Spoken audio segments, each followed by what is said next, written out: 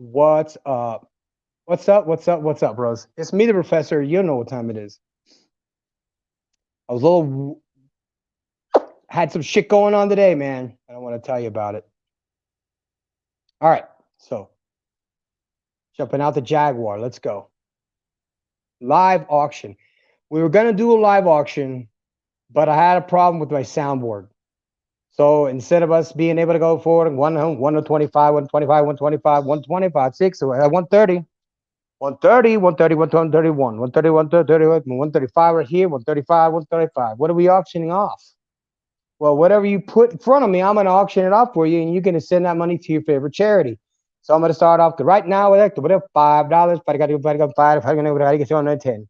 Right here, we got a 10, going to go 15, 115, what it's going to 120. I got a 120, 125, 125, 120, 130.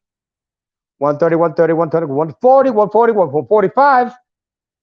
Why 145, 146, 141, 147, 155, 155, my IQ, 155, your girl's age, 55, 55, 55, 175, 180, 185, 185, 101. 185, give me two, give me one, give me two, 185, 190, 205, 205 is the ultimate bed right here. 205, 102, 122, 205, 205, 225, 225, 220, 225, 225, 225, 225 going once, going twice, 235, 235, we're going to go to 245, drop 245, 1, drop 245, 1, 245, 250, 255, give me one, 255 with 255. All right. I'm jumping it up right there. 1, 255, 1, 255, 6, 265, 265, 7, 75, 275, 285, 285 to 3, 300, 305, 310. Give me 5, give me 305, give me 305 right here. 305, 305, 305, 305, 315. Sold for 300 right here. This young lady. Just donate your money to your favorite charity. There it is. And that's how you do an auction. So, fellas, I wanted to talk to you about fuckery and what to expect in Latin America as far as what fuckery is and how to deal with it when it is done to you. Because guess what, guys? It's going to be done to you.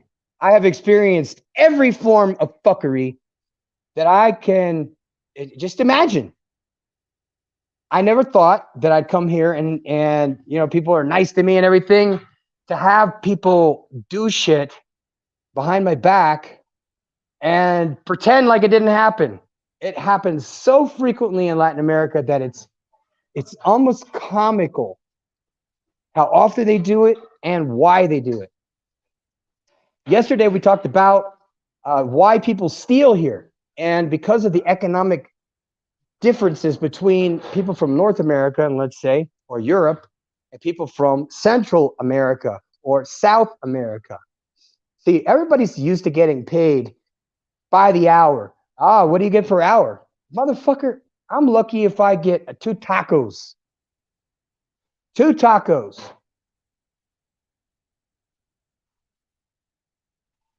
Anyway, those 2 tacos are going to go a long way in this economy because people usually make about $3 to $5 a day.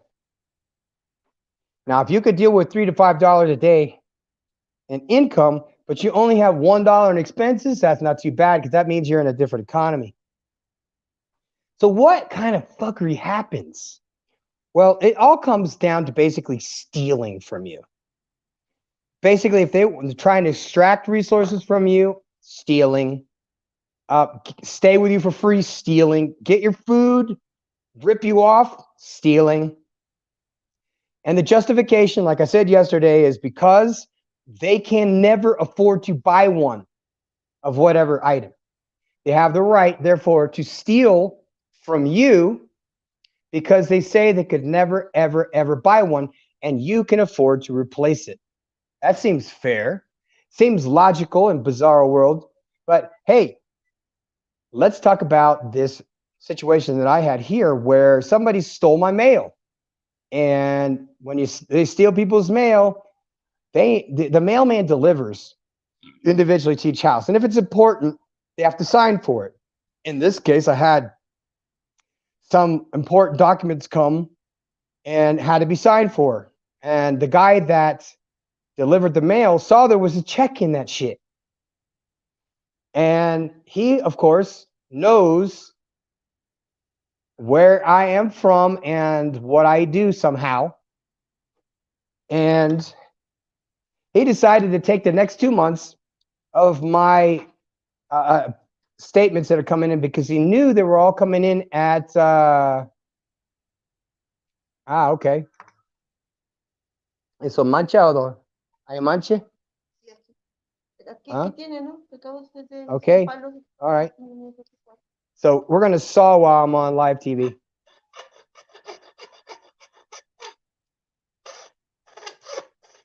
So what did I have to do about it? Well, I had to go see the state attorney's office and tell them that their mailman is stealing my checks. Well, guess what? They didn't just steal my checks because the checks are useless here in Mexico. They actually mailed the checks or took them to the United States, copied them, copied the checks, copied fucking treasury checks of all stupid things to do in the fucking world. The treasury's gonna come down on you like an airstrike. And I hope they put them motherfuckers, all of them, in jail. So I go to the state attorney's office and I speak Spanish, and she sits and looks at me and pretends like she doesn't understand a fucking word I'm saying, but turns it around on me to make it sound and assume that I don't understand what she's saying. You follow me? So she gets frustrated and says, you have to come back next week, which was today at 8 o'clock in the morning, because we're going to have an English translator. Oh, really? An English translator. So I show up at 8 o'clock. That lady didn't even see me. I had somebody else see me. And the last time I was there, their secretary, it's such ridiculous. It's like, here's paper 1, here's paper 2, and paper 3 is missing. It was stolen, and the mailman stole it. So I want to file a police report on this guy, so that I could send that to the fucking treasury so they could come down and hammer this guy, whoever stole my shit, because they'll find out. You better believe it. Treasury's federal, baby, and I'm international, so that's probably FBI. Oh my God, this is exciting. These stupid motherfuckers, swear to God. So I have been dealing with fuckery since I was stationed overseas as a slick sleeve, and it's almost instinctual for people cultural difference is the main thing. Watch this. I'm in Saudi Arabia. The rules in Saudi Arabia, when you go to a market and there is this gold suit where they sell gold and they dip your wedding ring in gold and all that shit. They'll dip your dog tags. So what I didn't know is going in is that the Arabs have a special way of doing business, and they have a way of negotiating that if you don't participate in the negotiation process, that's actually an insult. So, like I said, from the very beginning, when I was starting off at the auction, I started this auction off at 105, 155, 155, 555, my IQ, 55, your girl's age. So I'm saying that when you go to this different culture, you're going to be going to culture shock, first of all, because they're saying, okay, listen, what I have here, and they pull you off the street. This is the best part. They are so friendly, the shopkeepers, because they have, just like most countries, they have their tourist stuff, like tea sets and chess boards that are made out of like marble and things like that. Things that are very fun and like kitschy kind of stuff to send to your grandma back in the US or whatever. So I didn't know that you have to negotiate. And I felt really weird about it because even though I grew up poor and I knew how to navigate, trading, like I am a hunter. So if I kill a hog, I'm going to cut the legs up and put it into pieces just like a butcher would, pile snow onto the sled, put all the pork on top, then cover it in snow, and then I'm going to take that beef into town in order to trade for bottles or jars, because back in those days, nobody had money, so that's all we had to do. Big glass jars that had vegetables in it that were soaked in vinegar, because that's how you preserve vegetables, vinegar and salt. So those would last throughout the entire winter, and we would kill a hog or two, sometimes three, every single day, 7 days a week. So we're up early, and we're all bow hunters, so we have to kill these hogs at close distance, because these are not, compound bows from the US. No, motherfucker, these are homemade longbows. So, and the heads, yeah, you guys have those nice razor blade heads. We made our own heads out of tin. Any kind of piece of sheet metal. Anytime I see a piece of sheet metal today, I just want to find a grinder and grind it down into like the most massively awesome arrowhead, because that's how I grew up. I grew up not having anything. So in order to buy something, we had to trade something, because like I said, the valueless money system, and everybody's poor. So everybody, even my grandmother, if there was anything that could be sold, she'd sell it. In the buildings back in those days, on your balconies is where you put your chicken coops. So you had 12, 14 chickens on your apartment balcony back in those days, and you were lucky if you got 3, 4 eggs per day to provide for, let's say, you and your husband. In my case, it was me and 4 other people. To split 3 eggs 4 ways. Do you see me smiling now? Because I suffered then, but I'm not now. You know what I mean? That's it, man. Primal hunting with the bow. But that's all we had to work with. And that's what we did. But you know what? It was profitable. Because you could anticipate in between the hours of 4:30 a.m. and 8:30 a.m. for anywhere between 40 and 50 hogs and baby hogs, male and females, come through. Now, the fatter they are, the more pregnant they are. So we wanted to stick to smaller sized hogs, so you could cut them up in small pieces. Besides, if you're 8 years old and you're tramping through the snow, you want probably as many small hogs as possible, because you're pulling it with a rope on a sled, to the town to go hope for the best, to go trade for food. My uncles were strange. They traded for books. They traded for candles, because, we're talking about Stone Age technology, living in a Stone Age situation. As a matter of fact, when you guys go with me and come see the new castle, well, I know one guy. He is a very good carpenter. And I offered to bring him down to the chicken bus, just to see if he could do a good job.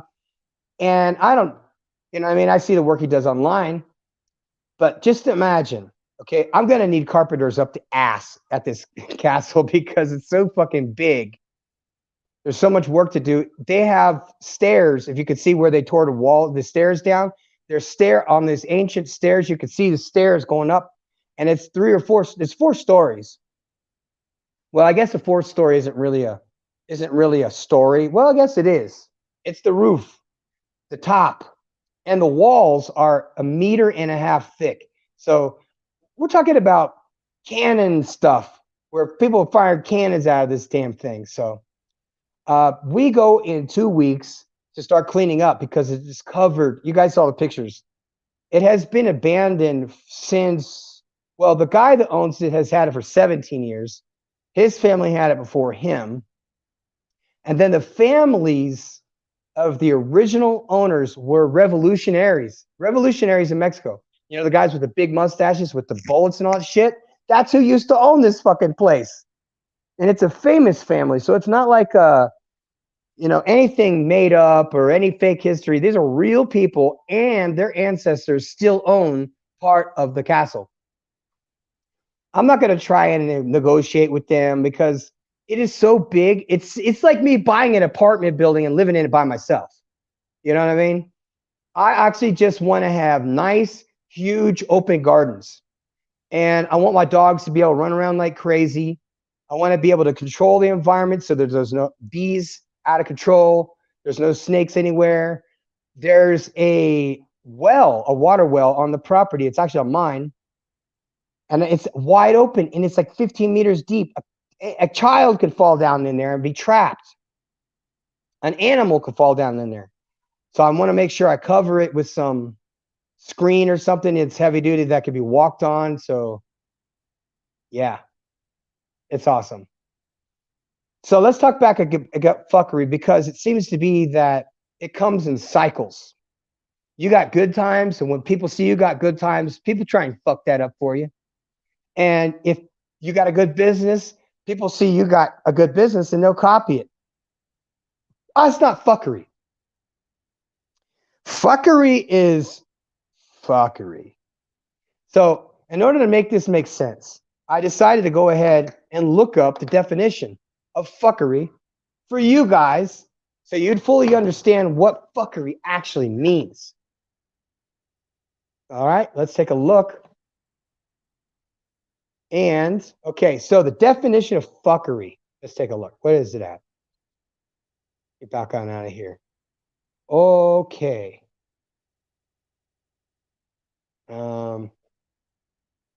Sorry guys, I'm trying to type with the left hand. I can't even write. Okay. Fuckery. Fuckery. Oh, there's a movie called Fuckery. A 2018 film called Fuckery. Okay. Let's see. Definition of fuckery.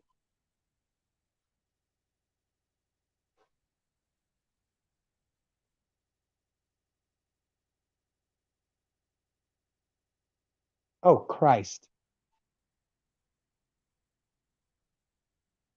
All right. So I'm just going to go from the top. I'm not looking at any specific website. And it says fuckery. It starts with the pronunciation. It says fuckery. Okay. Vulgar. It's a slang term that's vulgar. Behavior, circumstances, situations that are nonsensical, foolish, or contemptible. But you know what? My favorite definition has to be not from Wikipedia or nothing like that, but from the Urban Dictionary, because we're the ones who write these things since we make the words up to begin with. All right. So fuckery it pertains to a person, situation, or place that considered ridiculous or nonsensical as an alternative to the word bullshit. And 3, injustice. That's what happens a lot in Latin America. Injustice is fuckery, and fuckery is injustice. So where did this word come from that I like to throw around so much? Well, its origin is a Jamaican slang word. Term first introduced to American mainstream pop culture from the scene from the movie Shut Us, which can be heard during a deportation interrogation scene. You're the only one of them from foreign who commit all the crimes. And you'll come back here to mash up the island. I'm not going to do that voice. With your foreign style carjacking, extortion, and all types of fuckery. So it was from the Jamaican officer to protagonist Biggs in the movie Shut Us. Shut Us. I never heard that movie, but that's a pretty good definition, because he didn't just have a definition, but he had an actual Jamaican police officer talk about somebody who got deported or is getting deported. And I want one of my Jamaican friends to come on here and say this in his best accent, because I'm not going to do it. You're one of them from foreign who commit all the crimes. Then you come back here and mash up the island with your foreign style carjacking, extortion, and all types of fuckery. Fuckery. So going back to what I said, injustice is fuckery. And in Latin America, there's all the other versions of fuckery. And my favorite form of fuckery,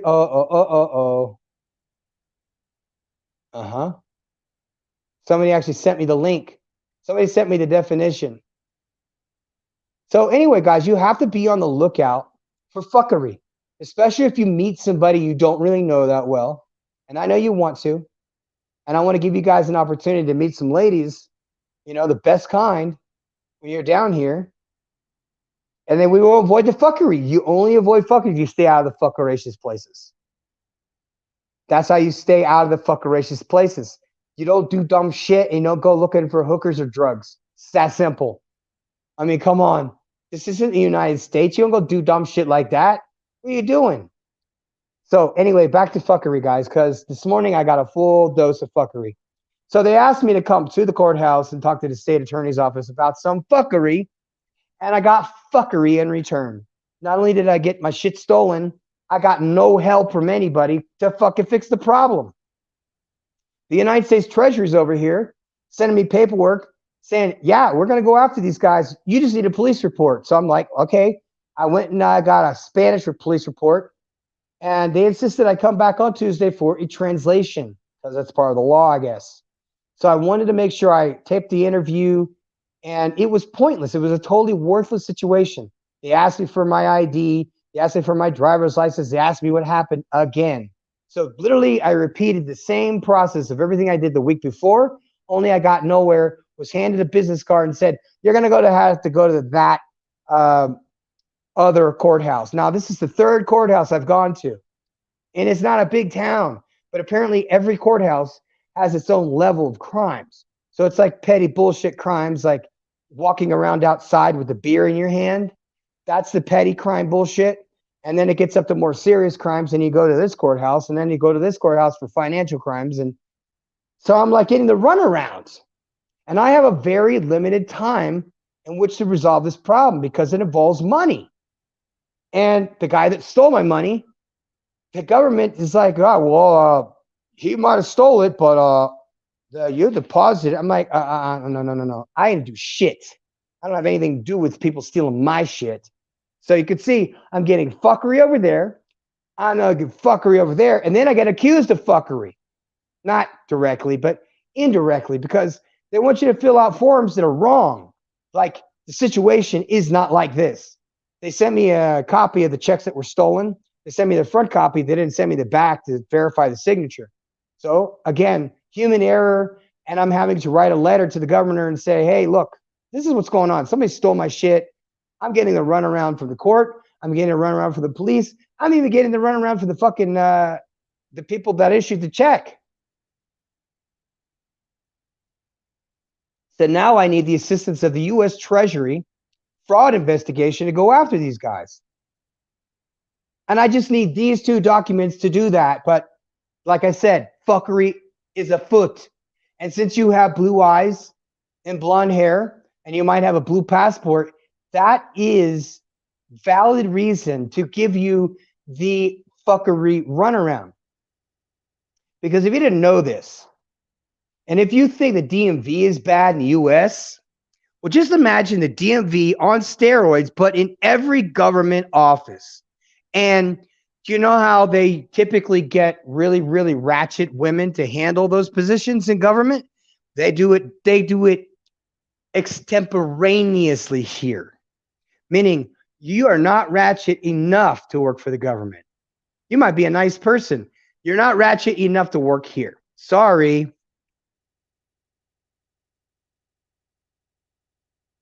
These are people that are accustomed to dealing with criminals. So their attitude is apathy. Everything is apathetic. It's literally the land of apathy. And I want to give you guys an opportunity and look on the inside under the hood of some of the reasons why they do this. So let's go back in time 2 years ago. During the coronavirus, I had an Airbnb. And I had to sue somebody to get them out of my Airbnb. So I had to go to the courthouse. Then when I'm at there, the building owner decides they want to get me out so they could take over the Airbnb that was making $120,000 a month, being booked solid. By the way, that's Mexican pesos. It's about $6,000 a month, guys. Now my rent was only $400 US. So if you multiply that, I was making quite a bit of coin off of my own apartment, doing my own shit, and I would leave town and I would rent my apartment out for the night or 2 nights or a week or whatever. And I would have money when I came back, and I'd have the cleaning lady come and clean it and rent it again. So you could see I had to go to the courthouse, and you got to realize I was losing $100,000 a month. And I'm losing $100,000 a month. So I'm going to sue this owner of the building for that. So the lawyer sees how much I'm making, and he says, okay, well, to do this, he tells my lawyer, you need to pay me $80,000 in order for me to send the police to arrest these people, because it's a felony, what they did. And instead of sending the police, they send the police to meet me. And that cost 8,000 pesos, which is about $400 per officer. Double down on your fuckery, because they told me 8,000 at the courthouse. I go back to the courthouse with the police report, with witnesses. Now we're talking big money. This just went from 8,000 per cop to 80,000 for the state attorney to do his fucking job. You would say that's corruption. Yeah. But that's what we're used to. And you guys are getting it all in secret. Shit, these motherfuckers do it in the open. So fuckery is afloat. Now I can go on and on. I'm going to go on and on because this shit happened to me. In Colombia, in Medellin, I moved into a new apartment. I bring some boxes in. There's some guys working on the cabinets. They leave, work for the day. I kind of set stuff up. I go pick my daughter up from the airport. And we go to this new apartment. And this is like, we haven't even moved from the other house yet. We got a mattress on the floor. We got a mattress on the floor in there. We got a couple electronics hanging around. The guys that did the cabinets in the house turned around and came back after I left and stole all my shit. And in that shit was a box of checks. So these guys stole a box of American checks to a closed bank account to a business I owned 20 years back. And I still had to have a box of checks laying around in my old stuff. And these guys sent the box of checks back to the United States, sent it to one of their criminal masterminds or whatever. And these assholes were trying to cash checks all over the place, like 8,000, 10,000, 20,000, even wrote one for $80,000. Like, you gotta be kidding me. My banker is calling me. There's another one. So there's another one. I ended up having to close my account because there's nothing I could do about it. These assholes just writing checks. I go to the police department. It was in Sunrise, Florida. And the lady at the police station says, what do you want us to do? To go around and check every bank for this person? And I'm like, no, I want you to file a report. This person stole my checks and is writing checks in my name. The land of apathy. No, that was the U.S. But it's a very real situation. And I hear it happens to a lot of expats when you come overseas and the mailman sees you got checks coming in from, say if you got Social Security and you're a check person for some reason. They're sending it through the mail, the Mexican mail, and you have to sign for it. Well, the mailman is not stupid. He's seen these before. And if he feels like somebody he could take advantage of you, he absolutely will. So the other 2 times I see him, I'm wondering what's happening here. Hold on.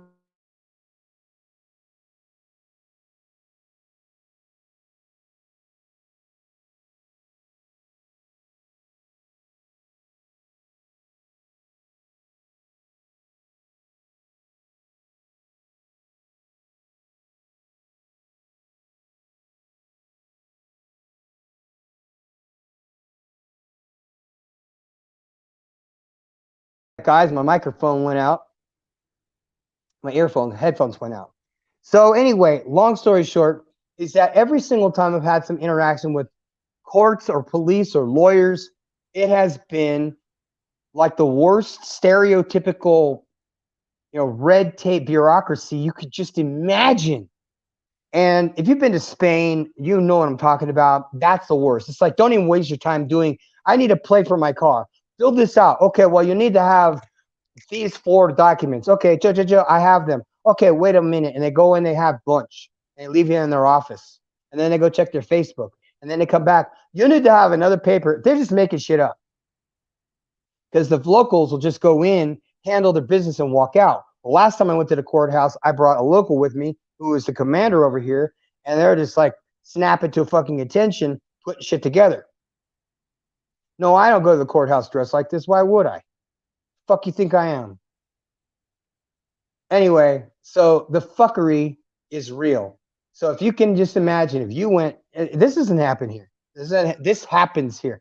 It doesn't happen in the U.S. Doesn't happen in Europe. You go to the courthouse looking for justice, and you get injustice. And you come to find out, yeah, this is an economy here. You spend all that money. They go and arrest that person. They put them in jail for 1 day. 1 day, and they're out the next day, if not the evening. And it's not bonding out. They just let them out. Last month, one of my colleagues, his niece was robbed at knife point by a couple of guys. So we went around looking for him. I got him on video. I took pictures of him real close, like on a bike. They had a butcher knife that the guy had stuffed inside of his sleeve. And my other neighbor has a camera too and took pictures of this guy's knife. And we forwarded that to the community president, who forwarded it to the police detectives that handle this area. Then later on that afternoon, I go riding with this guy, and we find these two guys walking around downtown, and we got them on video, and then we send that video of their faces and everything with the knife, putting it into the sleeve like this just to hide it. So, and these guys are scrawny. They have to have knives to fight because nobody knows how to fucking fight here. Only boxers and jiu-jitsu people. The people that are athletic, they know how to fight. Everybody else is just as bad in the United States. Just a bunch of bags of fucking marshmallows that you can roll right over. So in this case, I'm not looking to fight anybody, okay? I just want my fucking police report. I'm not looking to argue. I'm not looking to explain. I'm like, look, your fucking mailman stole my mail. I know so. And then he did something with it, sent it to the States, and then bootlegged it. And now I'm out 2 checks. Now I'm having to go to the fucking Treasury and have people go investigate. FBI this time, guys. That's federal, okay? You don't steal a motherfucker's pension check from the motherfucking military. Same as if it was a Social Security check on one of these old motherfuckers here. You know what I'm saying? That's federal. And since it's international, hello, we got problems, brothers. You got problems, whoever stole this shit. Because the FBI, all I got to do is run that fucking software shit that they hack anybody's stuff with, and they find your bad guys. And so, like I said, fuckery is real over here, guys. I'll give you another example.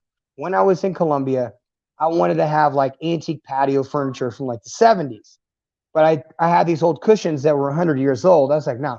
So I went to the place that does like cushions for couches, and I brought a very nice 3D drawing. Since I'm an engineer, I know how to draw. I drew out a nice, perfect, set, because it was an odd set. It had like different shapes and stuff.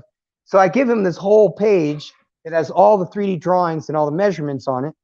And then he asked for the money, for the deposit. So I pay the deposit. When I come back, he asks for the rest of the money, and he brings me back 1 cushion. I'm like, what the hell is this? He goes, this is your cushion. I go, no, this was an entire furniture set. Where is it at? He gave me 1 cushion for the price of 10. Yeah. So I was pissed. It's like, he goes, that's all you told me. I said, I gave you a drawing, a draft of the dimensions. So you see what I'm saying? The fucking guys just lie and steal. And now check this out. Let's just say any reason at all. Someone breaks in your house, sticks a knife in your face. You get hurt or something or whatever. And you want to sue these people or put them in jail in Colombia, you're talking waiting 2 to 5 years to go to court. So fuckery is afloat. The way that it works down here, instead of having an actual legal system that's actually justice, what you do is you have to pay the cops to go after the criminals. Then you have to pay the state attorney's office to prosecute the criminals. And then after they get out of jail, or if they're in jail, you have to pay again to maintain them to be in jail. So you see what I'm saying? On all sides, you're fucked. So my recommendation to you is to learn how to defend yourself way ahead of time, that you avoid fuckery. And the way to do that is learn Spanish or learn whatever languages that you're going to. Anyway, guys, it is time for school. I got 3 more hours. It is summer camp time. We're going to go jumping on trampolines today and go put out fires. What's up, guys? I'm the professor, and I'm out.